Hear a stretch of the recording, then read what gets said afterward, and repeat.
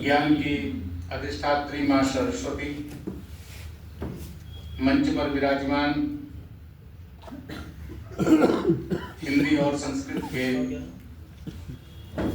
वरिष्ठ विद्वान और अपने अखिल भारतीय अध्यक्ष आदरणीय डॉक्टर सुशील चंद्र त्रिवेदी मधुपेश जी, अपने इस प्रांत के अध्यक्ष श्री विजय त्रिपाठी जी, उत्तर प्रदेश के संयुक्त महामंत्री श्री शिवमंगल जी, इस महानगर के अध्यक्ष श्री निर्भय जी, श्री विनोद भावुक जी, आदरणीय देवेंद्र जी,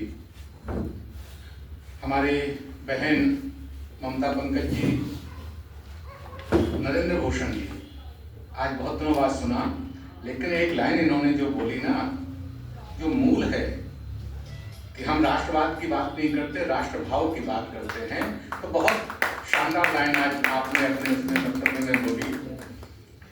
बहन शोभना जी, राजीव जी, आज कुंजी जी आए हैं बहुत दिनों बाद, हमारे अवध प्रांत के संयुक्त महामंत्री श्रीमान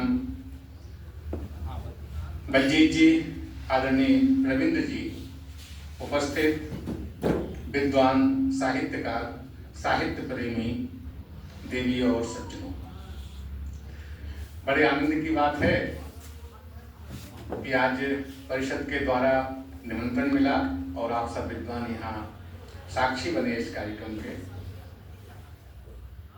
आज 2 अभिनंदन भी हुए हैं। पिछली बार तो हमने बहुत ढंग से विस्तार से बताया था प्रांत के कार्यक्रम में कि अभिनंदन व्यक्ति का नहीं होता, अभिनंदन संगठन का और उसके कार्य का होता है। पिछली बार बहुत विस्तार से बताया था, हम उसको दोबारा रिपीट नहीं करेंगे, इसलिए हम भ्रम में नहीं हैं, कृपया आप भी भ्रम में मत रहिए।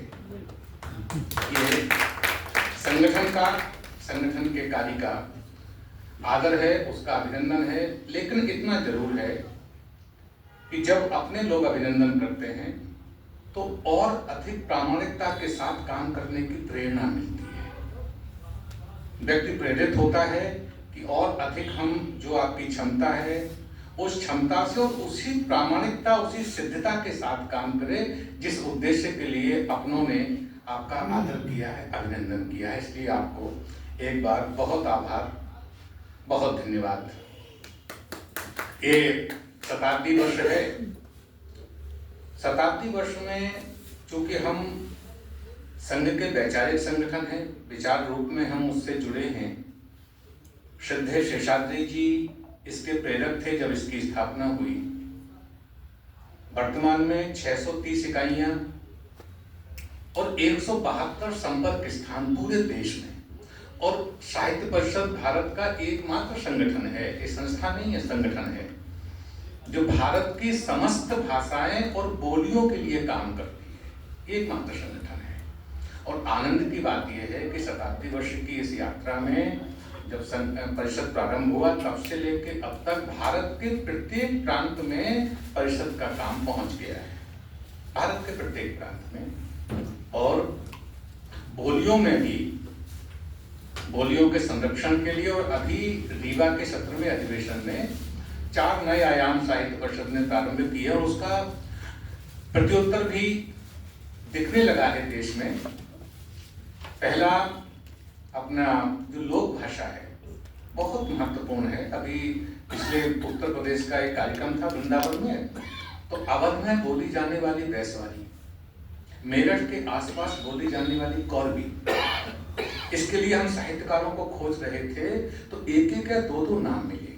तभी ध्यान में आया कि भारत की जो बोलियां हैं, भारत की जो लोक भाषा है, परिषद को उसके संरक्षण के लिए काम तो हमारे काम पहले कर रहे हैं, लेकिन और गति से काम करने की आवश्यकता है। तो एक नया आयाम लोक भाषा का प्रारंभ किया साहित्य परिषद ने, और उसका परिणाम हुआ कि कल रात में हमने पूर्वोत्तर के 7 सिस्टर्स, पूरे 7 प्रदेश जो पूर्वोत्तर के हैं, बाकी 2 और जोड़े थे नीचे की तरफ के, बंगाल और असम को लेकर के, और उड़ीसा, तो इन सब 10 प्रदेशों की कल ऑनलाइन बैठक की, और सबसे 2-2 कार्यकर्ता थे, वहां के लोग उस क्षेत्र में काम करने लगे हैं। दूसरा आयाम हमने शुरू किया बाल आयाम, क्योंकि भविष्य की पीढ़ी भी निर्माण करनी है। एक युवा शोधार्थी आयाम और प्रचार, जरा प्रचार का भी अपना हिस्सा बने, ऐसे 4 नए आयाम प्रारंभ किए हैं। और शोधार्थी आयाम, बाल आयाम, इनका काम बहुत ढंग से प्रारंभ हो गया है। शताब्दी वर्ष में जो कुछ करणीय काम है, पिछली बार प्रांत वाले अधिवेशन में पिछले रविवार को हम सब में मिले होंगे, हमारे महानगर की टोली उसमें थी, कुछ लोग नए हैं, तो हम केवल स्मरण दिला रहे हैं, बहुत विस्तार नहीं करेंगे कि चूंकि साहित्य परिषद वैचारिक क्षेत्र में काम कर रही है, तो हमारी जिम्मेदारी बनती है कि संघ के शताब्दी वर्ष में हम वैचारिक रूप से कुछ करें। ये ड्यूटी है, ये जिम्मेदारी है हमारी। जैसे हम परिवार की जिम्मेदारी संभालते हैं, वैसे ही हमारा परिवार है तो हमारी जिम्मेदारी है। तो पहला काम हुआ आत्मबोध से विश्वबोध। एक व्याख्यान पूरे देश में हमें प्रारंभ करना है और शुरुआत भी इसकी हो गई है। और संकल्प लिया है परिषद ने पूरे देश भर के कार्यकर्ताओं के सामने कि हम एक 500 बड़े व्याख्यान पूरे देश में करेंगे। और जब संकल्प लिया है तो भगवत कृपा से वो संकल्प पूरा भी होगा। तो जो अपना पंच परिवर्तन का विषय है 100 आत्मबोध से विश्वबोध, उसी को परिलक्षित करता है कि जब हम अपना पुरातन से लेकर के वर्तमान तक देखेंगे, तभी हम जो पश्चिम का चिंतन है, पश्चिम की बात है, हम बात करते हैं लोक मंगल की, वो बात करते हैं भोगवाद की, हम बात करते हैं विश्व कल्याण की, मानव कल्याण की, और वो बात करते हैं बहुत छोटी। तो ये जो अपना 100 है, अपना जो आत्मबोध है, हमें पश्चिम के किसी व्यक्ति ने कह दिया अरे भारत के लोग तो अंधविश्वासी हैं, तो हम पहले उदास हो जाते थे। अरे पश्चिम का उस व्यक्ति ने कह दिया तो सही कह रहे होंगे, अब उदास हो गए। अब उदास होने का समय नहीं है। हमारी जो विस्तृत परंपरा है, आप कल्पना करिए, आत्मबोध की जब बात आती है कि हम साहित्य सृजन के सर्जक हैं, बहुत विद्वान हैं, कि जब हम साहित्य का निर्माण करते हैं तो जिस समय हमारी कलम चलती है मां सरस्वती की कृपा से, उस समय हम जो अपने आसपास का वातावरण होगा उस संदर्भ को ध्यान में रखते हैं। जब भी हमारी लेखनी चलेगी, हम ये निश्चित करते हैं कि हमारा कंटेंट क्या है, हमारे सामने हमारे पाठक क्या होंगे, वगैरह वगैरह जब सोचते हैं। लेकिन जब माँ की कृपा से हमारी लेखनी चलती है तो हम उसमें आसपास का जो चित्र होगा, जो पर्यावरण होगा, जो भूगोल होगा, जो शहर होगा, जो स्थिति होगी, हम उसका संदर्भ जरूर लेंगे। जब हम दूसरे परिप्रेक्ष्य में इसको कहें कि नारद जी जब सनत कुमार सबसे बड़े शिक्षाविद होते थे, तो सनत कुमार के पास शिक्षा लेने के लिए गए, तो सनत कुमार ने कहा नारद हम पढ़ाएंगे तो तुम्हें, लेकिन अब तक तुमने पढ़ा क्या है ये तो बताओ, तब तो हम शिक्षा आपकी वहां से शुरू करें। तो नारद जी जब बताते हैं तो 2 पृष्ठों में वो वर्णन है। आप कल्पना करिए कि प्रारंभ में जितने विषय आज चल रहे हैं वर्तमान, चाहे भारत में हो चाहे भारत के बाहर हो, किसी भी विश्वविद्यालय में, किसी भी देश में, वो सारे अंतरिक्ष विज्ञान से लेकर के और कृषि विज्ञान तक सारे विषयों का वर्णन नारद जी करते हैं। हमारा दूसरी बात इसमें कहना है कि ये बात नारद जी ने कही कि नहीं कही, ये शोध का विषय होगा, लेकिन उस ग्रंथ की जो उम्र है वो लगभग 5000 साल है, कार्बन डेटिंग में आई, हम इसको भी नहीं मानते। लेकिन आजकल लोग कहते हैं नहीं बड़े संकोच में ऋग्वेद 10,000 साल तो पुराना हो गई होगा, जिसको गड़रिया के गीत कवि पश्चिम के लोग कहते थे, या बड़े संकोच में कहते हैं कि नहीं 10,000 साल तो उम्र हो गई होगी। तो उसकी भी उम्र बड़े संकोच में 5000 साल बताते हैं, क्योंकि अगर वो कह देंगे कि नहीं ये तो सनातन से चला आ रहा है, तो अब तक की जो नैरेटिव था वो ध्वस्त हो जाएगा। तो आज से 5000 साल पहले जो मूल बात है वो समझने की बात है कि आज से 5000 साल पहले जिस लेखक ने उस पुस्तक को लिखा, नारद और सनत कुमार का जो संवाद है, तो 5000 साल पहले इस देश में वो सारे के सारे विषय चलते थे। जैसे आज हम कहें कि विज्ञान में पीएचडी होती है, तो बिल्कुल होती है। आज जो लेखक लिखेगा वो लिखेगा कि विज्ञान के इन विषयों पर पीएचडी अब तक हो गई है। हिंदी में पीएचडी होती है, गणित में पीएचडी होती है, संस्कृत में पीएचडी होती है। तो वर्तमान परिप्रेक्ष्य का शिक्षक वर्तमान संदर्भ को लिखेगा, ऐसे ही उस समय के संदर्भ को लिखा। तो जो आत्मबोध से विश्वबोध है, इसकी परिकल्पना, अपना स्व को जानिए और फिर विश्व में भारत की क्या भूमिका रही है। आप कंबोडिया जब जाते हैं, सबसे बड़ा हिंदू मंदिर भगवान विष्णु का वहाँ है। आजकल उन्होंने क्या किया कि वो बुद्ध की मूर्ति गर्दन काट करके भगवान बुद्ध की मूर्ति लगा दी, बाकी सब शेषावतार में भगवान विष्णु विराजमान है। सबसे बड़ा मंदिर है विश्व का। जब वहां आप जाइए तो वहां के लोगों की, हम तो गांव में गए, जब उधर गए तो कई लोगों से जो बात हुई, आदरणीय राष्ट्रीय अध्यक्ष जी भी उनके साथ थे हम, तो वहां मान्यता है कि जो समुद्र मंथन हुआ वो वहीं हुआ कंबोडिया में। वहां के स्थानीय लोगों की जनश्रुति है, तो जनश्रुति कभी गलत नहीं होती।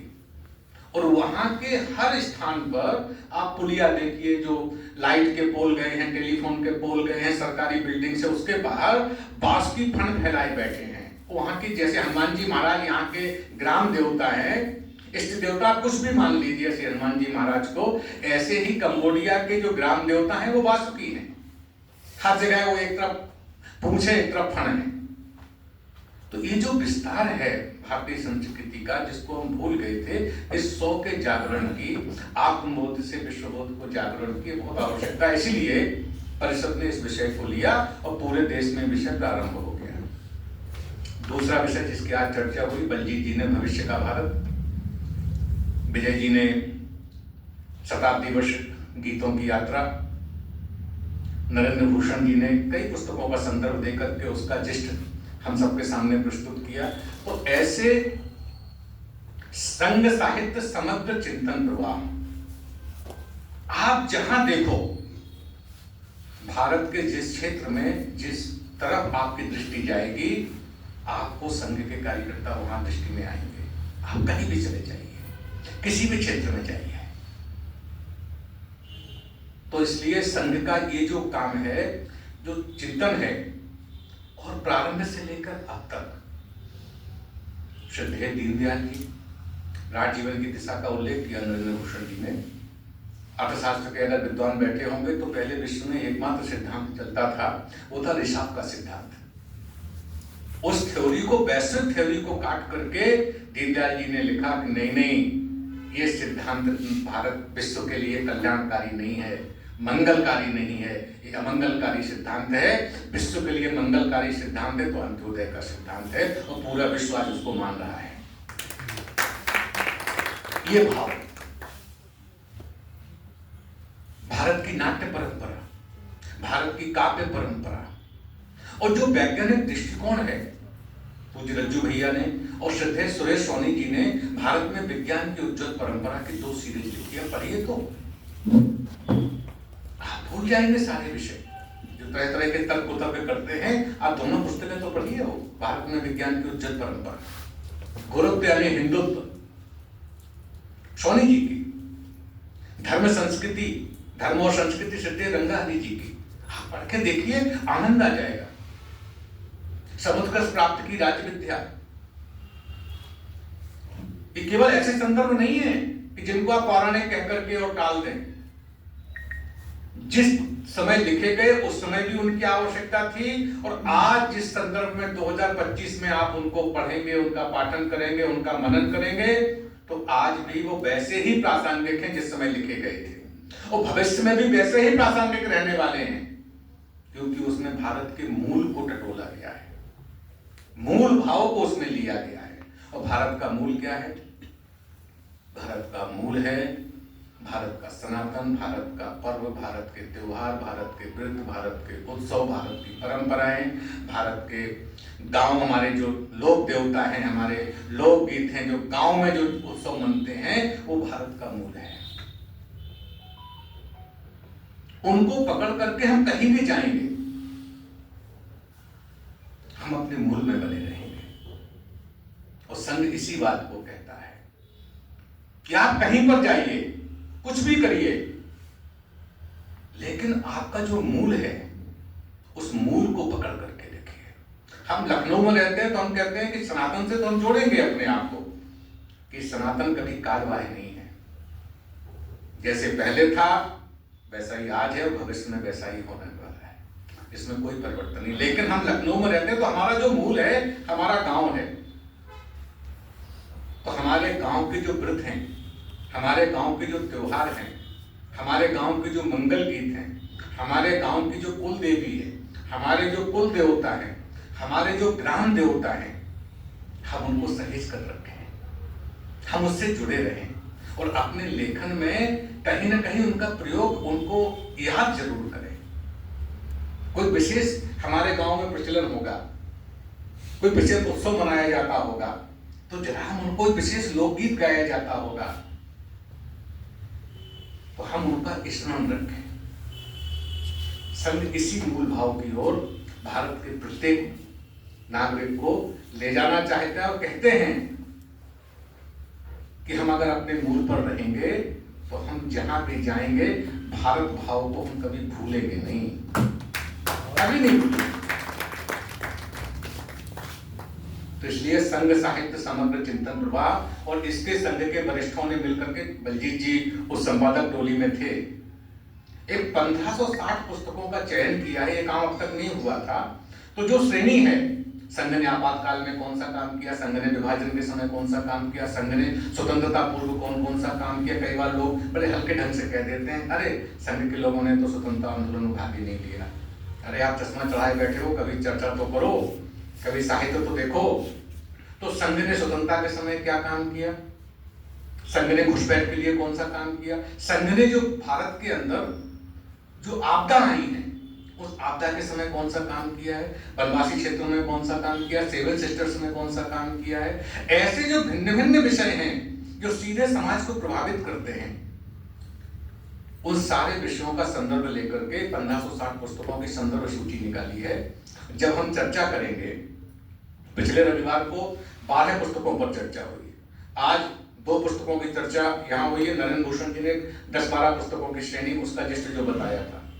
तो एक बार हम जिम्मेदारी पूर्वक इन सब चीजों को देखें और हमने एक संकल्प के लिए याद दिलाया है अपने विजय जी को भी और निर्भय जी को भी कि 13 जनपद हैं अवध प्रांत में। शताब्दी वर्ष की हम बात कर रहे हैं तो एक जनपद में 100 छोटी छोटी संगोष्ठियां, मानी 1300 संगोष्ठियां अवध प्रांत में होनी ही चाहिए संघ साहित्य पर। और लगभग 50-60-100 पुस्तकों पर हम विमर्श करेंगे। छोटा छोटा विमर्श बहुत आवश्यक है। तीसरा, क्योंकि हम कभी जुड़े हुए हैं तो इसलिए शताब्दी राष्ट्र साधना के 100 वर्ष, ये काव्य संध्या हम लोग करने वाले हैं। परिवार सहित लोगों को बुलाएंगे और उसमें केवल न तो हास्य होगा, न व्यंग्य होगा, न वीर रस होगा। हम केवल पंच परिवर्तन, संघ साहित्य, साहित्य परिषद का उद्देश्य, लोक मंगल, विश्व मंगल, जो अपना मूल है उसी पर हम चर्चा करने वाले हैं। जरा ओपन मुक्ताकाशी मंच या किसी बड़े सभागार में लखनऊ का तय हो रहा है ये सारे कार्यक्रम। तो बड़ा आयोजन, पहले से विषय देंगे कवियों को। पंच परिवर्तन पर आपको ये चीज बोलनी है, संघ के साहित्य पर इस कविता को बना करके लाना है। बाकी कोई और कुछ काम नहीं होगा, क्योंकि हम बच्चे से लेकर के और घर के बुजुर्ग तक सबको बुलाने वाले हैं। इसलिए जो वातावरण हो वो आनंददायक हो और सबको प्रेरित भी करे और लोग प्रेरणा लेकर के उस कार्यक्रम से जाएं भी। तो ये हुआ तीसरा कार्यक्रम। 2-3-4 कार्यक्रम और हैं संघ शताब्दी वर्ष में ही, कि जैसे 16 आयाम का विषय शुरू हुआ तो एक और काम शुरू किया, पुस्तकालय विद सेल्फी। आजकल हमारा नाता जरा पुस्तकालय से कम होता जा रहा है बच्चों का। तो कार्यक्रम तो बड़ा है, कार्यक्रम शुरुआत भी हो गई देश भर में उसकी। तो जरा पुस्तकालय के पुस्तकालय दर्शन, उसके साथ जरा सेल्फी बच्चे लोग बड़ा आनंद में लेते हैं ना। पहले तो मुंह बिगाड़ बिगाड़ करके लेते थे, अब तो प्रचलन खत्म हो गया। वो शुरुआत में जब आया तो लोग सब मुंह बिगाड़ बिगाड़ करके लेते थे। तो हमारी जो दृष्टि है, जो तंत्र है, इसका सदुपयोग हम भारतीय दृष्टि में कैसे कर सकते हैं। हमारा किसी उससे विरोध नहीं है, सब पर हमारा अधिकार होना चाहिए, लेकिन अपने भारतीय परिप्रेक्ष्य में। तो हम सेल्फी लेंगे तो किसके साथ? महापुरुषों के साथ, क्रांतिकारियों के साथ, साहित्यकारों के साथ, जरा पुस्तकालय के साथ। तो ये कार्यक्रम हम उसको भी जोड़ा है। देश भर में ये काम प्रारंभ हो रहा है धीरे धीरे। दूसरा, अभी 11 दिसंबर भारत सरकार ने अभी उसको शुरू किया है, लेकिन भारतीय भाषा दिवस भारत की एकात्मता के लिए बहुत आवश्यक है। 11 दिसंबर सुब्रमण्यम भारती का जन्मदिन, पांचाली पर अद्भुत खंड काव्य लिखा है सुब्रमण्यम भारती ने। और आजकल तो गूगल है, लेकिन पहले भारत की प्रत्येक भाषा में साहित्य का विपुल भंडार है। पहले लोग भारत की भाषा सीखते थे। जब नरेंद्र आनंद मठ की चर्चा हुई, बंकिम बाबू को अगर पढ़ना है तो लोग बंगाली सीखते थे, क्योंकि पहले अनुवाद की ऐसी व्यवस्था नहीं थी। अगर आनंद मठ हमें पढ़ना है या बंकिम बाबू को पढ़ना है, रविन्द्रनाथ टैगोर को पढ़ना है, तो लोग बंगला सीखते थे। अगर देवकीनंदन खत्री को पढ़ना है तो लोग हिंदी सीखते थे। सुब्रमण्यम भारती को पढ़ना है तो लोग तमिल सीखेंगे। अगर हमें ज्ञानेश्वरी पढ़ना है तो हम मराठी सीखेंगे। ये भाव था, ये भारत की एकात्मता का भाव था, जिसको बाद में कुछ लोगों को लगा षड्यंत्र पूर्वक कि हम वैसे तो भारत को विखंडित नहीं कर पा रहे हैं, कम से कम अब जाति भाषा वर्ग भेद इसको किया तो कम से कम भाषा के नाम पर विखंडित करके देखें, नैरेटिव चलाने का प्रयास किया कुछ लोगों ने। लेकिन जो भारत की भाषा है वो भारत की भाषा भारत की एकात्मता के लिए है। जब परिषद के लोग दक्षिण में जाते हैं तो हिंदी में बोलते हैं और वहां के लोग बगल में खड़े होकर के उसका अनुवाद करते हैं, बड़े आनंद से सब सुनते हैं। 1 घंटे का कार्यक्रम 2 घंटे में खत्म होता है, क्योंकि यहाँ से लोग हिंदी में बोलते हैं, बाद में उसका अनुवाद करते हैं साइड में खड़े होकर के। परिषद के कार्यक्रम में कहीं विरोध नहीं होता, क्योंकि भारत की भाषा भारत की एकात्मता है। इसलिए 11 दिसंबर भारतीय भाषा दिवस। ऐसे जो कार्यक्रम परिषद ने लिए हैं, परिषद का उद्देश्य है कि जो भारत का साहित्यिक वातावरण है वो वातावरण भारतमय हो, कल्याणकारी हो।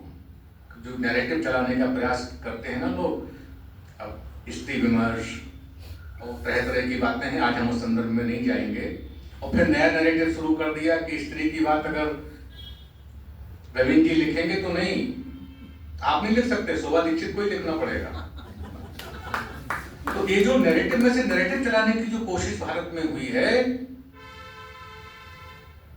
इसके लिए सब परिषद ने कहा कि भारत में केवल एक ही साहित्य है, वो साहित्य है सत साहित्य। और पूरी परंपरा रही है भारत की, ऋग्वेद से लेकर के वर्तमान तक आप किसी को उठा करके देख लीजिए, परंपरा है भारत की। और किसमें से विषय निकला, आप विष्णु शर्मा को देख लीजिए, पंचतंत्र, कहां से कहानियां लिखी उन्होंने। वो राजकुमार, उद्दंड राजकुमार पढ़ना नहीं चाहते थे, तो कैसे पढ़ाया, आचार्य जी आ गए, सबको मास्टरों को भगा देते थे राजकुमार, लेकिन उन्होंने कैसे पढ़ा दिया, और एक देश के लिए कितना बड़ा एक ग्रंथ देकर के चले गए। तो नैरेटिव बनाने वाले लोग हैं श्रीमद् भागवत, गोपी गीत वहां आए, लेकिन कुछ साहित्यकारों ने कहा नहीं नहीं, वो तो धार्मिक ग्रंथ है, साहित्य कहाँ है वो। लेकिन वही गोपी गीत जब सूरदास ने लिखे, वही बात है, वही भाव है जो श्रीमद् भागवत में आए हैं, साहित्यकारों ने कहा नहीं नहीं, ये तो साहित्य है। तो ऐसा जो नैरेटिव बनाने की कोशिश करते हैं, परिषद ने कहा, अभी पिछले बार अगस्त में गुजरात में आनंद में एक महिला सम्मेलन किया, मातृशक्ति, उसका विषय था भारतीय नारी, गौरव गरिमा और महिमा। ये उसका 2 दिन इसी पर विमर्श हुआ। आप देख सकते हैं वर्तमान परिदृश्य में जब साहित्य परिषद ने विषय रखा तो उसका नाम दिया भारतीय नारी, गौरव गरिमा और महिमा। ममता जी उसमें थी उपस्थित। पूरे देश के 19 प्रांतों की बहनें वहां आई और 2 दिन बढ़िया गजब का विमर्श हुआ। तो अपना जो दृष्टिकोण है वो दृष्टिकोण है भारतीय परिदृश्य में हम वैश्विक वातावरण को कैसे भारत के पक्ष में बना सकते हैं, और विश्व भारत का जो संदेश है, अटल जी जिसको बहुत बड़े प्रेम से 2 लाइनों में कह देते हैं ना, कोई बतलाए काबुल में जाके कितनी मस्जिद तोड़ी, गोपाल राम के नामों पर कब मैंने अत्याचार किया, भूभाग नहीं, जो महत्वपूर्ण बात है, भूभाग नहीं, जन जन के हृदय जीतने का निश्चय, हिंदू तन मन हिंदू जीवन रग रग हिंदू मेरा परिचय। तो ये जो भारत भाव का जो विषय है, जो वैश्विक संदेश देने के लिए साहित्य परिषद ने ये काम अपने हाथ में लिया है। और साहित्य परिषद का ये काम मतलब हम सब जो टोली बैठी है, इस टोली ने अपने हाथ में लिया है। निर्णय तो रीवा अधिवेशन ने किया है। हम लोग बहुत सारे 5 पृष्ठीय जो पत्र केंद्र ने जारी किया है, निर्भय जी के पास है, अपने विजय जी के पास है, बलजीत जी के पास है। उस परिप्रेक्ष्य में योजना बन रही है। और चूंकि हमें ये साल भर चलाना है, तो अगले महीने से अपने यहाँ जरा गति आएगी। तो उस परिप्रेक्ष्य में संघ शताब्दी वर्ष में ये आनंद का विषय हम सब साक्षी बने हैं। उस अवसर के 101 वर्ष में संघ प्रवेश कर गया है और हम वैचारिक संगठन हैं। इसलिए जो हमारी जिम्मेदारी है उसका हमने पुनर्स्मरण कराया आपको। हमें विश्वास है कि हम सब कार्यकर्ता उसी लय में, उसी स्वर में, पूज्य सरसंघ चालक जी ने कहा था, आनंद अभी जो 25 गीतों की बात विजय जी कर रहे थे, तब एक लाइन बोली थी पूज्य सरसंघ चालक जी ने कि संघ इस देश का सरगम है, उसी में कहा था। तो परिषद के इस सरगम में हम सब लोग आनंदित होंगे और जैसी योजना रचना बनेगी, हमारे हिस्से में जो भी काम आएगा, हमें विश्वास है कि हम सब कार्यकर्ता उसका जिम्मेदारी से निर्वहन करेंगे। इस काम में हम सब ऐश्वर्यशाली हों, यही प्रभु से प्रार्थना है। आप सबने अभिनंदन किया, इसके लिए पुनः आभार। भारत माता की जय।